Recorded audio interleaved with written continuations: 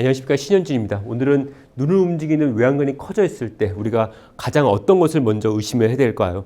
당연히 갑상선 눈병증입니다. 눈 움직이는 외양간이 커져 있을 때의 가장 큰 원인은 갑상선 눈병증이지만은 만약에 갑상선 눈병증이 아니라고 했을 때는 우리가 다른 어떤 것을 의심을 또 해야 될지 한번 알아보도록 하겠습니다.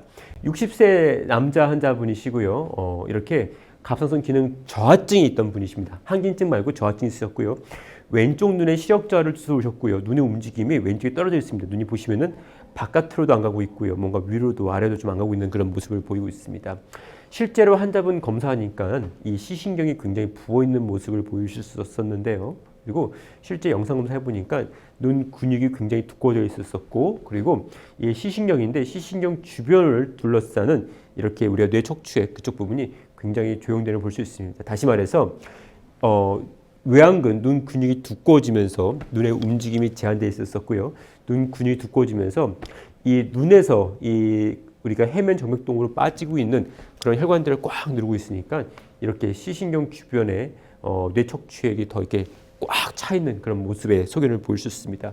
우리가 이런 경우에 가장 흔한 원인은 당연히 갑상선 눈병증입니다. 우리가 갑상선 기능 저하증이 수술해 있고요. 항진증뿐만 아니라 저하증도 마찬가지로 올 수가 있고요. 그래서 이렇게 근육이 커져 있고 이런 소견이 보였을 때 갑상선 눈병증을 의심할 수 있지만은 만약에 그렇지 않다면은 우리가 무엇을 의심할 수 있을까요? 실제로 재밌는 연구입니다. 외양근이 커져 있는 환자들 1,750명을 실제로 모아서 분석을 해보니까 갑상선 눈병증을 제외하고 첫 번째 원인은 그다음에 염증성, 두 번째 원인은 혈관성, 세 번째 원인은 우리가 신생물, 종양에 있더라 해서 우리가 염증, 근육의 염증이나 아니면은 근육 주변에 우리가 혈관의 문제, 예를 들어서 우리가 CCF라고 하죠. 우리가 경동맥하고 해면 정맥동이 통해 있는 경우에 그런 경우에도 마찬가지로 뒤로 물이 빠지는데 못 빠지고 눈 안에서 우열이 생기고 누적이 되니까 외양근이 두꺼워질 수 있습니다. 뭐 이런 혈관성인 경우, 그다음에 종양인 경우, 이런 경우가 다 발생할 수 있다라는 것이 바로 논문의 내용이었습니다. 이런 경우의 핵심이 바로 우리가 이미징인데요. MRI나 CT를 찍어서 근육이 어떻게 커져 있는지를 감별하는 게 첫 번째 우리의 목표라고 보시면 되겠습니다. 그래서 먼저 CT나 MRI 보실 때는 첫 번째로 이제 근육이 부어 있는 게 하나만 부어 있는 건지 다수가 부어 있는지를 한번 보셔야 되고요. 또 그 다음에는 근육이 부어 있다면은 이 근육의 인대, 근육이 공막과 붙는 쪽이 같이 부어 있는지 아닌지를 보시면 되겠습니다. 일반적으로 우리가 갑상선 눈병증은 이 근육이 눈이랑 붙는 그 텐던 부위는 일반적으로 부어있지는 않고 보존되는 특징을 가지고 있고요. 그 밖에도 우리 영상검사에서 눈물샘이나 해면 정맥동이나 다른데 아니면 주변의 신경 이런 데들은 괜찮은지를 보는 것이 그 다음이라 보시면 되겠습니다. 그래서 우리가 만약에 근육이 침범이 돼 있다면은 근육이 모양이 어떤지를 봐야 되는데요. 이쁘게 생겼는지 아니면 울퉁불퉁 생겼는지를 보는 건데 울퉁불퉁 생겼다면 그런 경우엔 반드시 우리가 종양 가능성을 한 번 정도 의심을 해야겠습니다. 59세 여자 환자분 저한테는 눈꺼풀 부종과 복시를 주러 오셨습니다. 이분은 보시면은 눈이 약간 보면은 부어 있으면서 그 다음에 오른쪽이 살짝 올라가 있는 그런 모습을 보였었고요. 이 보시면 위로 볼 때 눈이 이쪽이 좀 더 잘 안 올라가는 걸 볼 수가 있습니다. 부어 있는 쪽이요. 그래서 왼쪽에 상전장애가 있으셨었고요. 아까 말씀드린 영상검사 해보니까 영상검사에서 근육이 되게 두꺼워져 있는데 모양이 이쁜 것이 아니라 되게 울퉁불퉁 그렇게 모양이 두꺼워져 있었습니다.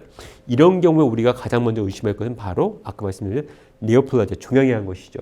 실제로 조직검사 했었고요. 환자는 조직검사 결과 림프 종속이 나왔습니다. 림프종이 나와서 이 환자는 방사선 치료를 하고서 이렇게 근육이 다시 커졌던 것에서 얇아지고 거의 원래 크기로 돌아간 것을 우리가 볼 수가 있겠습니다.